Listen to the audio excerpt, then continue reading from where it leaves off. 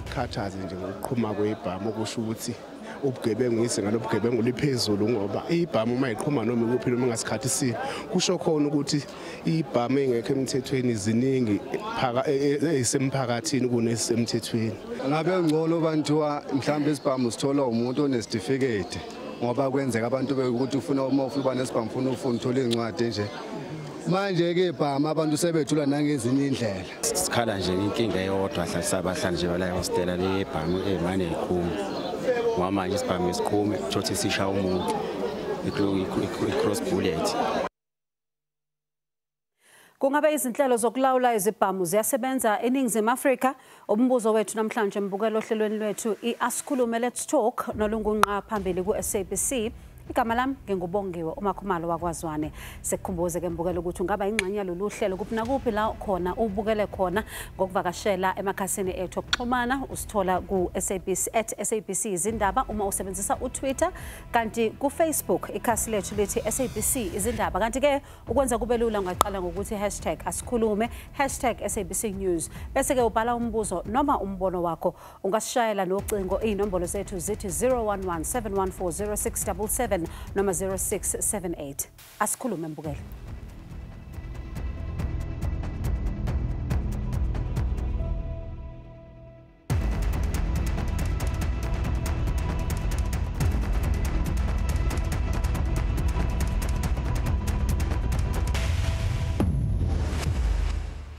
Kubulawa abantu abangaphezu kweyinkulungwane eziyisi-7,500 phakathi kwaMfumfu noZibandlela ngonyaka odlule.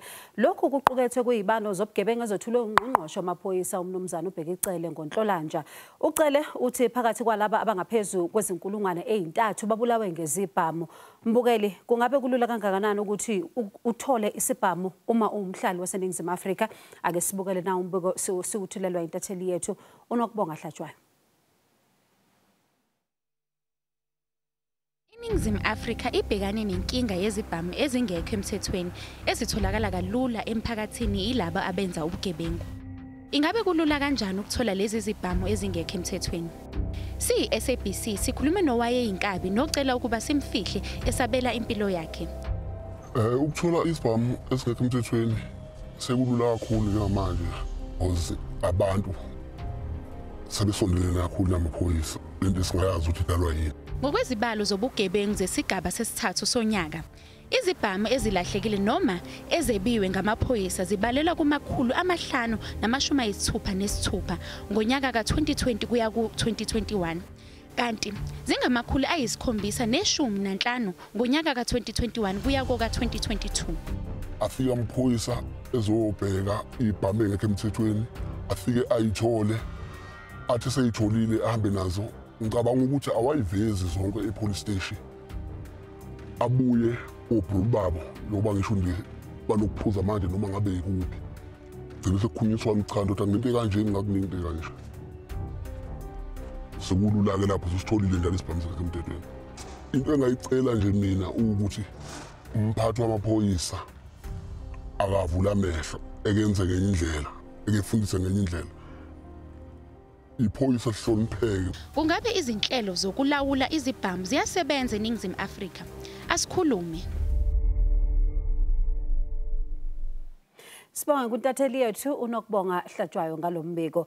Ezakamuva ke nje kudutshulwa kwabulawa amalunga omndeni ayi10 KwaZulu-Natal endaweni yaseMbali kanti kubalwa ngisho ingane encane kulabo ababulewe.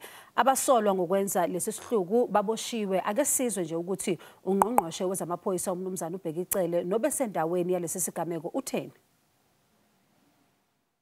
It's a crime scene, terrible. Too many people were lost there. But as we say that we thank police that they managed to respond quick on the matter. They've arrested those 2 people, 1 injured, 1 dead, 1 runaway, and 3 firearms. They found the 3 firearms to those people that have exchanged the fire with the police. Mbukeli amaphoyisa besuwamemile ukuthi abe ingxenye yalolu hlelo ikakhulukazi ngoba lumayelana nawo. Kodwa ke abazange bavume ukuba nathi asamukele ihambeli zethu namhlanje uSimpiwe Khumalo oqhamuka kwi-Ekurhuleni Thatha Zonke Anti-Crime Unit kanye noLisiba Thobagale okhulumela iSouth African Policing Union. Kwi-Zoom sihanjelwe uPhilisiwe Hadebe ongungoti kwezobugebengu eNyuvesi yaKwaZulu Natal. Sinibingelele nonke sinamukele ohlelweni. Sabingayi.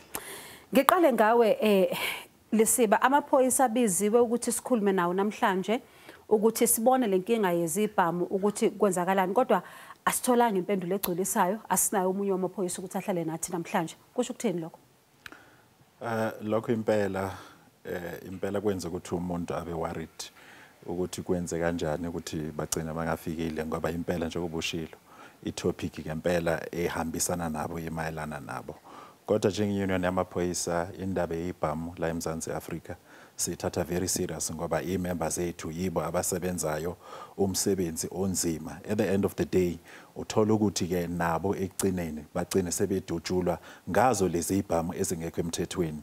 Sibonile each time uminister wamaphoyisa merelease ama-crime stats, inombolo yamaphoyisa abulawayo each quarter iphezulu kakhulu. Ma ucompare nje even ne-FBI ikhona report abayikhipha ngoNovember last year, ma ucomparisha nje nathi ikota iswandela ne-period elingana nonyaka masicomparisa ngokushona kwamaphoyisa phesheya like emazweni afana neAmelika kanjalo. So lokho impela kusikhathaza kakhulu ngoba zona lezi zibhamu ezibulalayo amalungu emphakathi, zona lezo zibhamu ziphinde futhi zibulale nawo amaphoyisa aphethe umsebenzi wokuvikela umphakathi. Ngizobuya futhi kulokho ukuthi lezi zibhamu zisetshenziswa ngendlela ehlukahlukile ekumele ukuthi amaphoyisa abhekelele kakhulu. Umuntu ngikulethe kule ngxoxo yethu, sibonga kakhulu ukuthi ube nathi. Asiqale ngokuthi ngaphambi kokuthi ngikhulume ngani ukuthi kwenze njani ukuthi niqale le operation Thatha Zonke yenu, le unit yenu le. Asiqale ngokuthi amaphoyisa namhlanje awekho. Sikhuluma ngodaba olubalulekile kakhulu, bathinta kakhulu. Kusho ukuthini kuwe lokho? Kuyi reflection yento eyenzeka emphakathini. Amaphoyisa wethu ziningi izinto eziwaphazamisayo. Okunye okubaphazamisayo ukuthi nalento okuthiwa imorali low kakhulu emaphoyiseni. Kungenzeka ukuthi ukugxamukela kwabezopolitiki okwenza ukuthi imorali yabo ibe low. Kungenzeka ukuthi abanazi izinsiza zokusebenza. Kodwa into oyibonayo namhlanje into icommunity ekhala ngayo ukuthi asiwabona amaphoyisa. Unenhlanhla mawubona iveni yamaphoyisa endaweni yokuhlala indlula kawu2 emigwaqweni wakini. Unenhlanhla enkulu. Idlula kanye ngosuku kulento okuthiwa ama-patrols. Indlula kanye ngosuku. Ibanga ke ukuthi bangabi nezinsiza kusebenza leyo. Yiyo into eyanenza ukuthi niqale le anti-crime unit. Siqala le anti-crime unit siyabona ukuthi inombolo zezimoto ezidunwayo endaweni yokuhlala ziyakhuphuka. Amaphoyisa irespond yawo ibancane. Aphinde nawe inamba yabo ibe encane, abakhona ukuba yonke indawo ngaso sonke isikhathi. So sasesibona ukuthi asingenelele siqale lo hlelo lethu lolu ke egcineni sigcine sibiza ukuthi Ekurhuleni Thatha Zonke Anti-Crime Unit. Angeke ngithi ngibheke kwaZoom, ngizobuya kuwe Lisiba sizokhuluma ngokuthi imphakathi igcine isithathela imithetho ezandleni zawo mayibona ukuthi akulungi amaphoyisa awekho la ekhona. Kodwa ngikubingelele Prof, ngikwamukele kule ngxoxo yethu namhlanje. Asiqale ngokuthi wena umbuzo wethu omkhulu namhlanje uthi izinhlelo zethu siyiningizimu Afrika, amaphoyisa anezinhlelo zokuthi azame ukuthi alawule ukuthi izibhamu itholakale kanjani la eningizimu Afrika. Ziyasebenza lezo zinhlelo noma ayisebenzi ngokubona kwakho?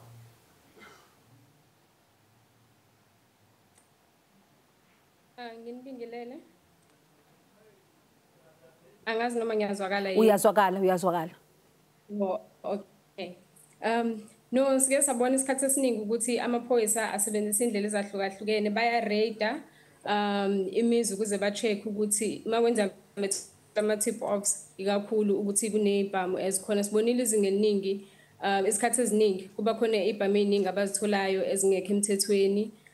Sibonile futhi ama unit amaningi SAPS sebenzisana ukuze akwazi ukuthi athole izibhamu ezingekho emthethweni. Yize kona singasho ukuthi kusakhona okukhulu okusadinga ukwenziwa, but lokho abasakwenza kwamanje ugrade buye ngazuthi kunawo umthelela ekuthenini ukwazi ukuthi kutholwe izibhamu ezingekho emthethweni. Uyavumana lokho Lesipho? Lokho akushoyo uProf partly kuba njalo kodwa mawakhumbula kahle thina njengeyona namaphoyisa uSAPU sake sasho nje ukuthi kukhona esiphoyiseni noma imanagement yasesiphoyiseni kumele ikwenze ukususa ibhamu lezi nje ezibulala abantu eMzansi Afrika ebusuku nasemini ngoba akukho normal ukuthi la ezweni laseMzansi Afrika kubulawa abantu abawudlula u60 ngosuku 60 plus leyo nje impela kuyasho ukuthi ke ngempela ama efforts ayenziwayo isiphoyisa kukhona okunye okudingakalayo ukuthi kwenziwe not ukuthi sekuthathela phansi lokho imembers ethu sikwenzayo but ileadership yasesiphoyiseni kukhona kufanele bakwenze ngaphezulu and sake sayibeka indaba yokuthi we need re-establishment yama specialized units and lelo daba impela sikhuluma kama units akaba khona eMzansi Afrika asebenza esiphoyiseni kwabo ukuthi ngalesa sikhathi uformer national commissioner uJackie Slebe wawavala unreasonably so ekugcineni sibona ukuthi ayikho ipolitical will esoka ayikho management ngoba we used to have unit ebizwayo ukuthi i-firearms unit leya unit mabafika nje ukwi roadblock bathatha isibhamu basibheka ngoba laba bantu they are ama experts endabeni yesibhamu umuntu uyakwazi ukusibona ukuthi ngempela lesi ungabe ukuthi bayisenzeni noma yini uyakwazi ukusibona ukuthi lesi asikho emthethweni whereas a normal police officer who's not specializing kulo mkhakha akwazi ukuthi abone ngaleyo ndlela so sikholela ukuthi re-establishment of specialized units on top of ama efforts ekhona ngoba kuyasho ukuthi we are not winning isiphoyisa kumele ba-admit i-management kufanele i-admit ukuthi they are not winning against crime ngaphandle kokuthi sibe nama re-establishment of ama-specialized units like firearms unit sizokwazi ke ukuthi siyiqoqe zonke lezi ibhamu egcwelela eMzansi Afrika ezingekho emthethweni. Ngizobuya kulokho ngoba ngifuna ukwazi ukuthi siyiqoqa kanjani ibhamu eningizimu Afrika mazintshontshwa khona ema-police station ngoba sibonile kurileni sibonile ko Norwood ibhamu zingena emagumbini okufakazi zifike zithathwe asazi ukuthi ithathwa ubani zikuphi lezo ibhamu akekho umuntu owaziyo kodwa siyabuya nale ngxoxo yethu mbukeli siqhubeke ngayo sibheke ukuthi kahle kahle yikuphi la kuxega khona ekuthenini ibhamu zisuswe emigwaqweni ukuthi futhi kanti mina nawe sikwazi ukuthi siphephe la sihamba khona.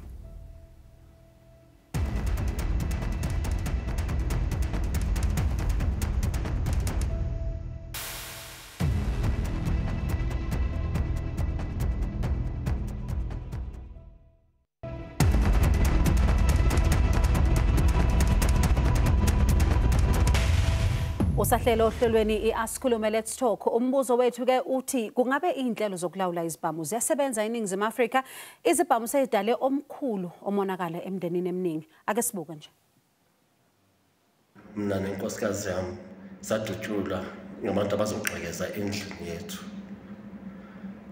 Mina I lost my eye kodwa inkosikazi yena wasweleka wasishiya unombuzo shiye mina nendodakazi yakhe ongeke amazi umama wakhe izibhamu zamosha ekhaya lami. Ulwandi Mpepeke loyo mbukeli ositshela nje ngendaba yakhe ebuhlungu kakhulu ukuzwa nje ukuthi ibhamu zenzeni kowakhe umndeni. Mbukeli khumbula ke ukuthi amaphoyisa besiwamemile ukuthi abe yingxenye yalolu hlelo ikakhulukazi ngoba lumayelana nawo kodwa ke abazange bavume ukuthi babe nathi ke namhlanje impela ziyahlukumeza lezi bhamu ake siqhubeke nengxoxo yethu nezihambeli zethu. Philisiwa ngeke ngibuye kuwe into ekhathaza kakhulu ngeibhamu ukuthi sibona nama police station wona qala eseba yindawo zokuthi ibhamu zintshontshwa khona sigwema kanjani lokho? I-corruption wona iningi eSouth Africa futhi isikhathi esiningi siyasithembele ema-police station ukuthi kube indawo la esizozizwa siphephile kuzona nokuthi futhi akukho ukuthi ngave kuphuma ibhamu kalula e-police station. Kodwa ngiyacabanga ukuthi indlela mhlambe engase isebenzele ukuze sikwazi ngathi siyaphazamiseka nocingo lwethu kuphilisiwe ngibuye kuwe Simphiwe amaphoyisa izibhamu intshontshwa emagumbini obufakazi kusitshelani lokho ingabe ayasebenzisana nezigebengu noma kwenzakalani asitshela ukuthi kunendlanzana lamaphoyisa elisebenzisana nezigebengu elikwazi ukuthi ekuqaleni police station bokuyindawo yokuphephela umuntu manje awazi noma use police station ukuthi uphephe kangakanani angeke bakulandela abantu bebakulandela na so kukutshela ukuthi kunendlazana lamaphoyisa elisebenzisana nezigebengu liphinde likutshela ukuthi abaphathi bethu bamaphoyisa abanazi indlela ezintsha inhlelo ezintsha zokuthi bavikele lobufakazi obusuke sobuqoqiwe okumele ukuthi bugcinwe emagumbini ngaphakathi okwazi ukuthi bahlolwa yini ngokubona kwakho ngicabanga ukuthi umuntu makasahlele endaweni kuba nzima ashintshe indlela asebenza ngayo ngakho kubalekile ukuthi ngoma kulibele khamba isikhathi kushintshwa abantu abasebenza endaweni kushintsha abaphathi kufika abaphathi abasha beza nezinhlelo ezintsha beza nokuphatha okusha ukuze bakwazi ukuthi babona ukuthi le police station ncane ayikwazi ukuthi ihlale nobufakazi obungaka abususa ubufakazi bubekwe endaweni eCentral obuyolandwa kuyo mhlaba uze enkantolo okwaziwa ukuthi le iphephe kakhulu ukudlula le so sidinga inhlelo ezintsha ukuthi bamove le ibhamu otherwise kuyoqhubeka njalo ukuthi igebengu ibhamu ithathu igebengu iphinde ziyithathe ngaphakathi emaphoyiseni futhi liseba njengoba ubukhuluma nge-firearm unit njengoba uyibiza uthi kufanele ukuthi ibuyiswe futhi ukuze kubhekelelwe kakhulu ukuthi kwenzakalani ngendaba yezibhamu asikhulume ngohlelo lwamaphoyisa ukuthi ayiqoqe lezi zibhamu ayibhalisa abantu abaningi bayakhala ngalolu hlelo bathi alihambi kahle kulokho njengoba Simphiwe wakhulumile ukuthi inhlelo mhlambe zidinga ukubhekelelwa sibheke ukuthi isibhamu masifika siyilegal masingena e-charge office singena kwi-register ibizwa ukuthi SAP13 siregister lapha ngithi i-exhibit lento usikwela lapho ke siregistiwe sesiyongena kwi-safe yakhona la kumele ukuthi ke zihlale khona usikwela lapho mawukuthi it is related to a criminal case kanjalo ungathola ukuthi mhlambe enkantolo sizofunakala izinto enjalo sizobe seyihamba iseyalapho lezi uthola ukuthi they are not related to any case mhlambe sitholakele siyilegal kanjalo sizohlala lapho up until kufika lesasikhathi zizohamba ziqoqwe ziyodistractwa kanjalo so into esishoyo ukuthi ke i-management yakhona ngoba uyayibhala but mhlambe kudingeka a better system uku-administer lezi zibhamu ukuthi njengoba sifikile police station la sihamba khona ukuthi sasuka phi saya kuphi kumale kube nendlela elula electronic come on njengoba sikhuluma manje sikwi-4th industrial revolution why sisarelya nje kuma register kuphela and not having ama systems alula la yenza ukuthi uNational Commissioner mehleli la ePitoli akwazi ukubona ukuthi kahle kwenzakalani ema police station through ama system asebenzayo e4th industrial revolution Simphiwe kukhona into eyayikhulunywe umphakathi ukuthi njengoba uqale nawe wayisho eqaleni ababona amaphoyisa amaningi la behlala khona siyabona inani labantu ababulawa umphakathi ngathi lithanda ukwanda okuyinto ephazamisa kakhulu leyo ungathini ngalokho yabona makune vacuum umuntu okumele ayithathe kungabi nomuntu ozongena kuleso sikhala leso umphakathi uzongena kuleso sikhala umphakathi ka uqeqeshwanga okusebenza umphakathi usebenza ngendlela yokucasuka ukuthi uganyile bacasukile baningi bazokushaya benzeni siyazama ukukhuluma nomphakathi ukuthi maningayithatheli umthetho niubeke ezandleni kodwa kuyinto enzima ukuthi ucontrol umphakathi ukuthi ungayithatheli isimo esibeke ezandleni zawo ubona kudlwe ngolingane encane no5 years kuvele kugcwala umunyu lapho wonke umuntu ufuna nje qedwe ngalowo muntu loyo so kudingeka ukuthi uhulumeni wethu athathe uhlelo lakhe lokwengeza amaphoyisa alithathe serious awangeze ngempela amaphoyisa abekhona inamba yamaphoyisa manje iya ngokwehla kunokuthi ikhule bayazama ukurecruita kodwa mawubheka amaphoyisa aphumayo versus amaphoyisa angenayo esiphoyiseni phinde balinyazwe iCovid ubheka amaphoyisa ashone ngeCovid inamba ziyala kakhulu asibuye ngokuthi masibuye khefini ukuthi uqeqesho kwamaphoyisa noma yinani lamaphoyisa okuba inkinga mbukeli ake sethu kephuza amanzi siyabuya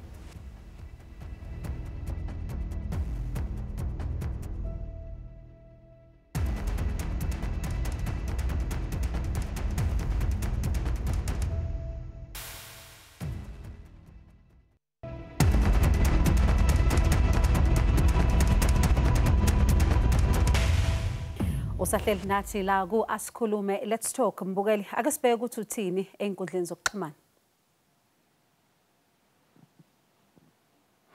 Siqale ngo-SG Sek uthi njengokuba kubangasa kudutyulwa abantu ngapha nangapha kanti elilizwe liyapi yakaseke bangathumela amajoni bangene door to door kuthathwe ezizibhamu zingekho emthethweni. Uthembelani uthi uyasebenza amaphoyisa ayazithatha izibhamu azidayise ngasese eyidayisela izigila mkhuba. uMenB Ngubane uthi cha azisebenzi ngoba zibulala abantu mihla namalanga bheka nje embali baqothe abantu babaqeda nya hayi kunzima eMzansi.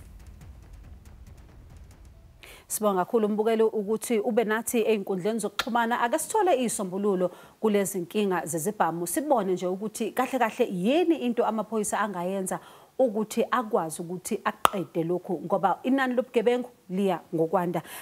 Asiqhubeke la Simphiwe inkinga ukuqeqeshwa kwabaphoyisa noma inkinga yinani lamaphoyisa. Ngiyacabanga ukuthi inkinga inani lamaphoyisa awukwazi ukuthi ubabeke icala ngendlela abaqeqeshwa ngayo ngoba ngaphambilini bebakhona ukusebenza. Uzokhumbula ukuthi eSouth Africa inamba yethu iyakhula minyaka yonke. Ikhule nangabantu abangena kungekho ngokomthetho eSouth Africa. So inamba yabo iphansi kakhulu. I think mawubheka ama stats iphansi and bayazama ukuyinyusa kodwa iphinde bephansi futhi. So indlela abaqeqesha ngayo ngiyacabanga iyasebenza ngoba bebakhona ngaphambilini ukuthi bayicollect ibhamu. But then inkinga iqala la masekumele basebenze khona. Sebabuye yoqeqeshwa ukuthi indlela okusetshenzwa ngayo. Thatha umzekelo endaweni thina sibuya kuyo indawo ehlushwa ama hijackings. But mawuya kwi-police station kunevan noma uqeqeshwe kanjani ngeke wagijimisa imoto yohlobo ligijimayo uhamba ngevan wena. Kodwa lisiba uma silalela ekuqaleni kwalolu hlelo kukhulunywa nalo owayeyinkabi ekuqaleni.